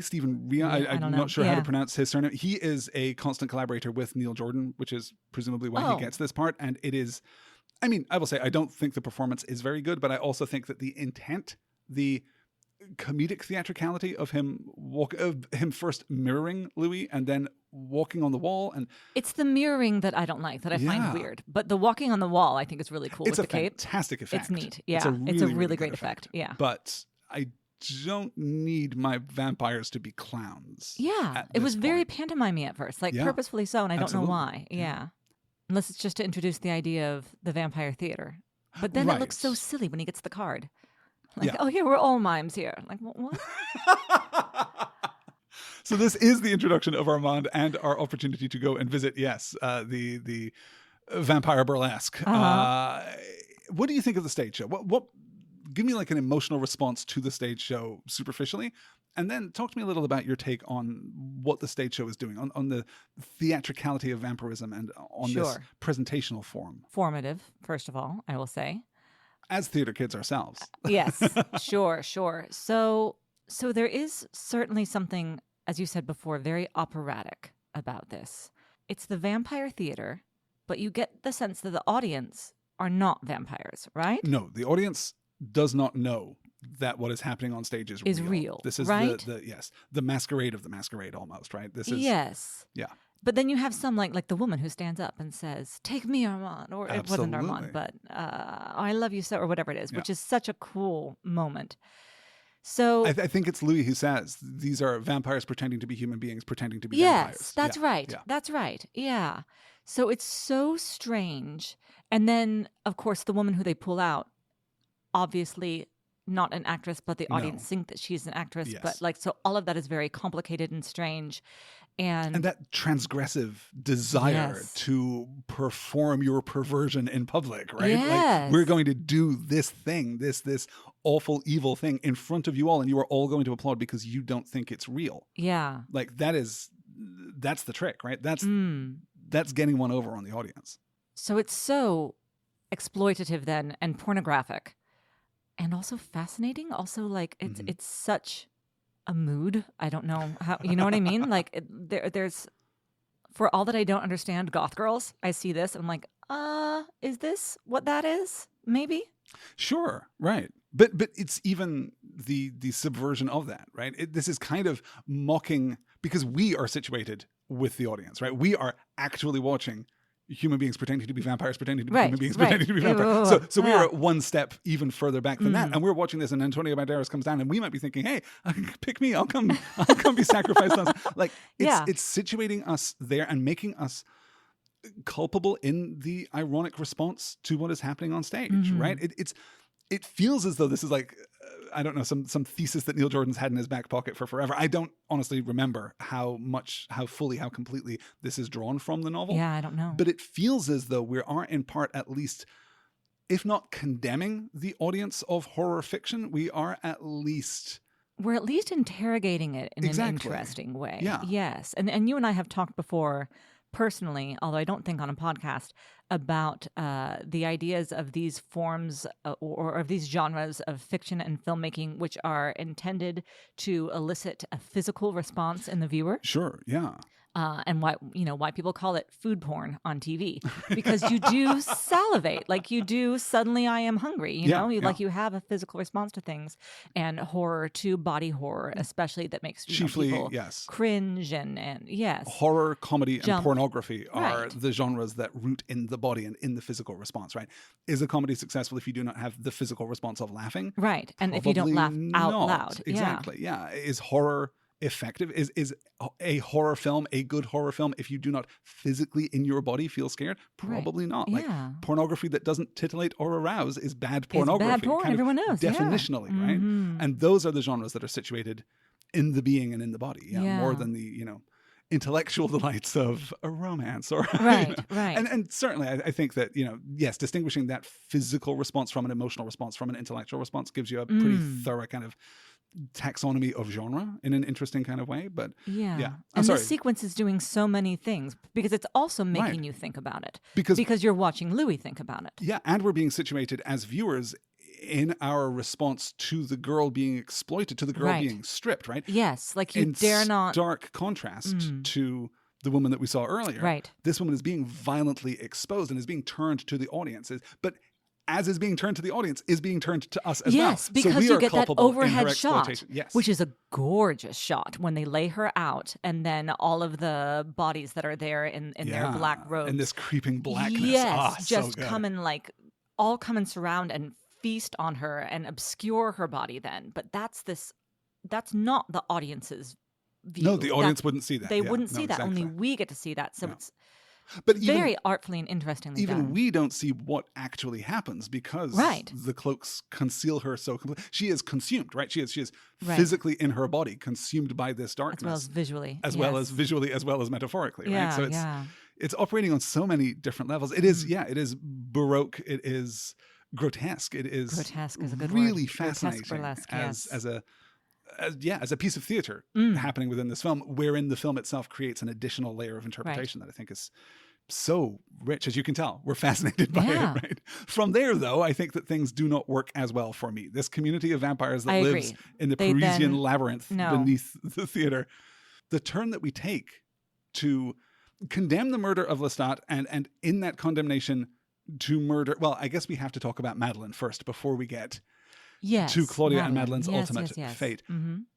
I mean, we talked a little about the woman in the window being taken and possessed by Claudia in her bed as a symbol of something. What do you make of Madeleine? What do you think that Claudia's desire is here with Madeleine? I think it's very complicated in the same ways that we were talking about Claudia's complex desires for her own adult female form that is her body. Her sexuality, I think there is certainly a queer reading to Claudia as well as to Louis and Armand. And that childish, I want this, it is mine, that she still has. And then this woman who Louis asks her, basically, what's in this for you? And a child who cannot die. She has lost a child. So she is clearly not understanding her bargain in any way. But I think particularly... Though it is interesting if we interpret that as a move by Claudia, conscious or unconscious, to secure an eternal mother as well, right? She is also restoring her family, but we are also, because you're right, we're crossing these lines about parental roles and companion roles and romantic roles and sexual roles potentially, again, by implication, if not explication here. It's an incredibly complicated thing that is done so quickly, that is presented and resolved. Yeah, I think so too. I think it's underbaked. It's potent, but maybe a little underserved, because from there we collapse into this extended action piece. Yeah. And the very harrowing capture, abduction of Madeleine and Claudia. Yes. And then their death. And to some extent, too, the harrowing imprisonment, the incarceration of Louis in the coffin behind the wall, just to make it doubly effective. Right.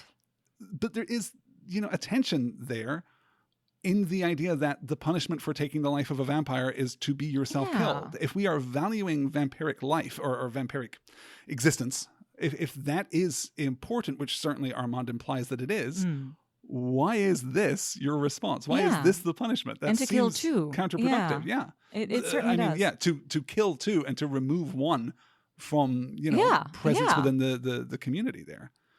It's a little odd. Yeah. I don't understand it. Is it, at least for you, visually impressive? I mean, definitely. The sequence in the well, of course. And harrowing. Mm-hmm. Yeah. And the release from imprisonment by Armand for Louis? Maybe too fast. Yeah, okay. I can see that. Yeah. I feel like I want that to be, even just a couple of days, but it needs to have more time. Even to communicate. You get the sense that the cement hasn't dried. Right. The day has passed, right? Yeah. It has to have passed, because when he bursts into the chamber, it's he nighttime. bursts into the well. Sure, it's nighttime. But you now. don't feel that. It feels like moments. Yeah. It feels like seconds. It feels, as he is moving toward Madeleine and Claudia, that maybe he believes that he can still save them, which of course, right. So It's a little rushed, perhaps. We get the scene with Louis and Armand, this incredibly intimate. This is the point at which the queer subtext, as you said, becomes absolutely queer text. Absolute text, yes. Be my companion. Be with me. We are different. We can have a life together. It's gorgeously performed. It's really intimate and profound. And I think both actors are giving very true and unself-conscious, and certainly not in any way, colored by mid-90s queer panic and latent homophobia. There's nothing about this film that speaks to that cultural movement at the time. I think it's really gorgeous. Does it work for you too? Yeah, no, it absolutely does. I wanted more time there. This whole second part of the film just felt so rushed to me, and I really wanted to explore those relationships more. Yeah, a lot of what we get from this point on, I think, feels a little bit like we're ticking boxes and moving toward the end of the film. I wonder how much of those missing 20 minutes we're I'm here so in curious. what is effectively the last act or act and a half of the film. It must be, because it really went at just a languorous pace in the beginning. I wouldn't say languorous, an appropriate pace perhaps at the beginning. Maybe more appropriate, comparatively. It is faster moving than you remember it. As I said, it's 12 minutes from the very opening shot all the way to Louis being turned. Maybe it's just that the things that we are exploring seem less interesting to me, and yet we take so much time with them in the beginning. And then the things I'm most interested by, the biggest possible themes. Sure. Yes. The most difficult to unpack are just hurried along. Which I think is true in the sequence with Armand. So, I mean, beginning probably in the sequence with Madeleine, right? That's the first big idea that I wish we spent more time with. Then the sequence with Armand. Then Lestat, after Louis returns to New Orleans, he bums around America for a while, winds up back in New Orleans in 1988, wearing the worst suit in the world. 80s, y'all. Which is so, like how good is this costuming that you even picked the exact bad suit that he would definitely be wearing. We're reintroduced to Lestat. This is also not an idea that's fully developed. He's just been in that chair for 100 years. Yeah, wearing the same years. outfit. Yeah. That seems really unusual to me. Yeah, it's just odd. Undercooked more than anything else. And because we're also not exploring the emotional reality of that, of his feelings of abandonment, if that is indeed what he is feeling. That regret over Claudia, if indeed that is what he is feeling. I don't know exactly what we're supposed to make of this, except that, of course, we have to end where we began, because this is a story. And then we don't spend enough time back in the present with Malloy and his desire to be turned himself. His misreading of the text is really smart. That's such a smart literary thing to do, is to have effectively your not your narrator, but your framing device misapprehend the story that you have just been told. Is so smart. That's so good. It's such a nice turn. Yes. But then we don't live in it. We certainly don't interrogate it. Instead, we kind of sell it out for this quick jump scare sequence with Brad Pitt, with Louis, deliberately trying to frighten Malloy, I guess. Malloy running down to his very excellent car. Very cool car. And then Lestat showing up out of nowhere. It's a bit of a shiny bow ending. It's a bit of a wrap it all up. It is a practical and thematic end to this film that is underdeveloped in both ways, I think. I don't know, even to the extent that you're absolutely right. We get that gorgeous helicopter shot coming out of the Golden Gate Bridge, and it is dawn. Yeah. And what is your plan? What are we? Yeah. You just pulled into a parking garage real quick. Next for you? What are you? Okay. I don't know. Maybe that car is a convertible and he's just putting the roof up very quickly as he drives down the freeway there. I don't know for sure. But it is, it's underdeveloped. Even to echo back that idea that he is going to give Malloy the choice that he himself never had, right? Yes. Returning to which that is not concept really from a the choice at all, film. we've learned. Yes. There you go. 5 minutes on that. Give me 5 minutes of movie on that. Does Lestat think that it is a choice? Is it really a choice? He must know that it isn't. Is it the same choice in tone and in complexity as the choice he gave Louis, as the choice that he gave Claudia, except he didn't really give Claudia that choice, right? No. So what is the hypocrisy there? Because there's clearly hypocrisy to some degree. Or if not hypocrisy, then self-delusion of some sort. Right. All of these ideas, they are so rich, they are so good. This is a fine, fine wine. Yeah. And we just pour it out at the end of the movie. And if we had slowed down, I mean, maybe if we had slowed down, the movie would lose some of its emotional impact. Maybe it would be a less effective horror film, right? Yeah. We didn't even talk about the third fire. Because remember, he pours out all of these barrels of what? Lamp oil of some sort, perhaps. Oh, is that what you thought? I mean, yeah. I guess, 1870s Paris? I guess lamp oil that would make appropriate. sense. Yeah. That would make sense. Yeah. Okay, good. Because the color of it, I was like, okay, maybe a wine. Oh, right, like a cognac, like a brandy or something? Yeah, it could be. Yeah. But that's what it have to be, like a cognac or a brandy, because it just wasn't red enough to be wine. Well, and then it wine lit, would not and be it that wouldn't flammable. be Yeah, so flammable. no. Yeah. Okay. Well, I like the idea of barrels of cognac. Me being too. poured out through. That's a Like, good motive. yeah. But either way, okay. Sure. But interesting. yes, you're right. Terminally punctuating that part of the story with another giant fire. I just said fire to things and I'm over it. Okay. Yeah. Does that? I don't. Again, that takes just on moves so for me a fast. comedic aspect. That takes A on for bit. me like a joke. Every time he leaves town, he sets fire to a building. A little Like, bit. Well, and also this idea, like while he's, pouring the water over all of the coffins, I'm thinking, God, heavy sleepers, y'all. That would wake me up. You know what I'm saying?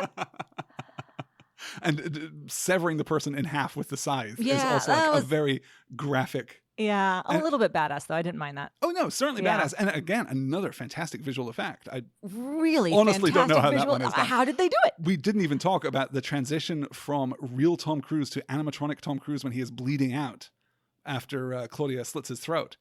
Wow. The very end of that shot is not him. It is an animatronic. Oh my God. Yeah, it's really well done. Wow.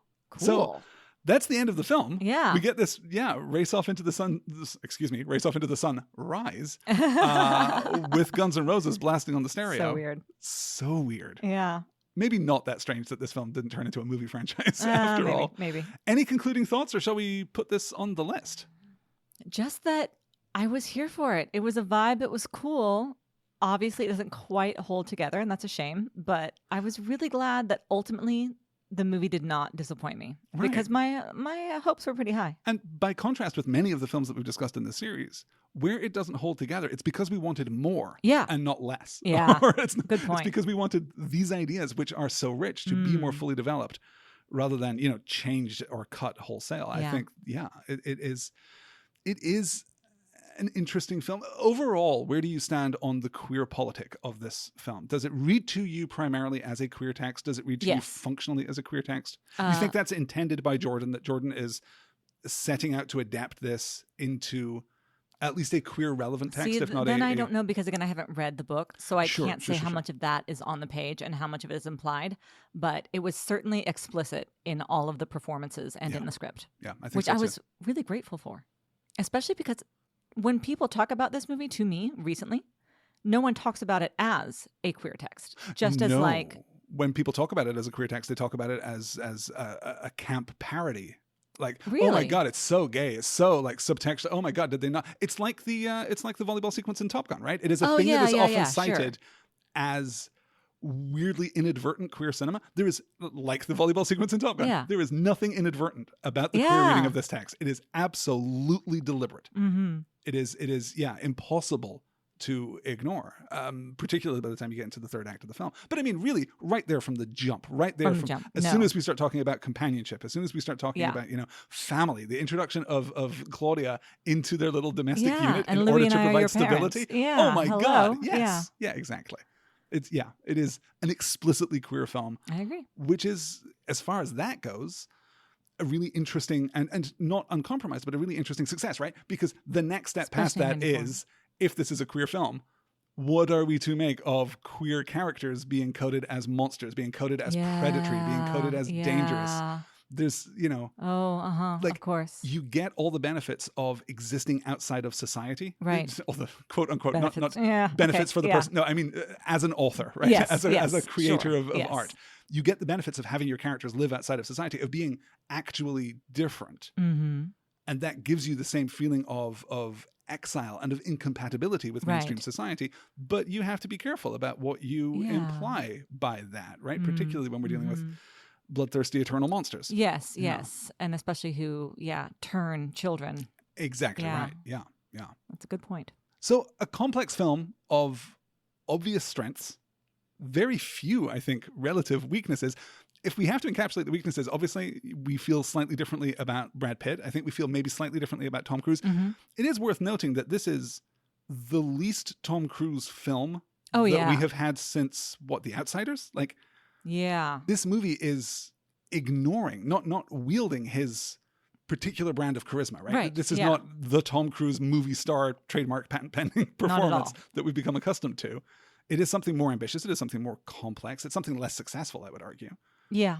But that's certainly probably going to have an effect on where we put this on the list of Tom Cruise movies, right? If iconicity is important, If Iconicity gets Top Gun to number one on our list, then we I kind of have to think. But maybe this is iconic of Tom Cruise, albeit in a different way, because this is, a different kind of inflection from him here in the popular consciousness and the popular imaginarium. Where would you put this on the list? Is it worth looking at The Outsiders as a point of contrast, as a point of comparison? I mean, I put it above The Outsiders. But I think that's pretty close, because right above that we have Far and Away and then Legend. And I think it's going to live somewhere in that territory. I could see an argument, and this is going to be provocative. I could see an argument that this could go above Legend. I think that the things that we like about Legend, the realization of the fantastical, the metaphor, how we're engaging with identity and sexuality, and those themes, I think that incredible production design. Incredible production design, yes. I think that this film pretty comprehensively exceeds Legend in all of those areas, not by much, but pretty thoroughly, pretty consistently. At the same time, maybe I just like Legend more because I like fairy stories more than I like vampire stories, you know? And that's it, right? There isn't a lot of fairy in this particular vampire story. Vampire stories can be used as fairy tales, certainly. I mean, there is this one is not. Bit in Claudia, I think. Yeah, a little bit, certainly. I think I don't Claudia... think that there's a discontinuity between Claudia and especially Dark Lily that we get at the end of Legend, right? Not at all. God, that's so crazy that Rain Man would be above these things. I don't know. Every time I'm like, Rain Man, am I sure? Anyway, Does your gut feeling tell you that this is a better film than Rain Man? Yes. Okay, interesting. But to me personally, not to the world at large. I do think, as I've said before on this episode, right around this segment of the show, in fact, I do think that you liked Rain Man more when you watched it I must have. You do now. Yeah, I must have. It's true. Yeah, either between Far and Away and Legend, or no, let's. Between Far and Away and Legend, or between or between Legend and directly above or directly below Legend, I think is exactly the right point for it. I mean, this has to be just a personal choice. Above. I think they're just very close. Barely above, I would say. I think, and even would make a very weird but not incompatible double feature. Right? Oh yeah, I think you could watch excellent double Legend feature. and then Interview with the Vampire. Yeah. I think maybe right above. I think you've convinced me. Okay. Yep. That's a surprisingly high result for Interview with the Vampire, going in at number 5 on our list of every Tom Cruise movie ever. What a ridiculous show this is. Whose idea was this? Speaking of ridiculous, next week we're going to have just a very sensible, staid, somewhat conservative, really quite somber movie. Brian De Palma's very serious spy drama, Mission Impossible. Oh, we're there. That's next week, you guys. Yeah. Fun. The rest of the 90s, the next 3 movies will close out the 90s for Tom Cruise. Mission Impossible, Jerry Maguire, and Eyes Wide Shut. Awesome. 3 Let's go. Very different performances. Wow, okay. It's a ton to look forward to. Also, dear listener, we should let you know that the poll is currently available over on the Patreon page for our next bonus episode. And because we haven't had a chance to do this on a main feed episode just yet, I'm going to run through these options. Yes, do. Inspired by Far and Away, we are offering you the possibility that we might watch James Cameron's Titanic from 1997. Inspired by A Few Good Men, we might watch The American President, written, of course, by Aaron Sorkin and directed by Rob Reiner from 1995. Inspired by The Firm, Kind of. We're offering you the possibility of our thoughts on the first 2 episodes of The X-Files, directed by Chris Carter. That is Pilot and Deep Throat from 1993. And inspired by Interview with the Vampire, I'm maybe now wishing that we'd put Meet Joe Black on that list instead. Yeah. But we are possibly going to talk about Francis Ford Coppola's 1992 Bram Stoker's Dracula. Sure. Which would be a really interesting discussion. And if you would like to choose which of those movies we discuss in the month of February for our bonus episode, you can head on over to the Patreon page at patreon.com/nextword. And in so doing, you will join august, revered, immortal, eternal company, such as our fine superstar patrons. Yes. Thanks to our superstars, Leslie Skipa, Louise in Dallas, Megan Lauder, Phoebe, Art Kilmer, Kimberly Bear, and Self on a Shelf. Thank you all so much for your support. We couldn't do this show without you. We wouldn't do this show without you. Quite frankly, we wouldn't. I would just be talking over wine again. I would simply refuse to do this podcast if not for you guys. It's so much work. That's going to do it for this week. We will be back next week with Mission Impossible. The one we've all been waiting for, kind of. We'll talk about that next week. Until then, thanks for listening and take care. We'll see you soon.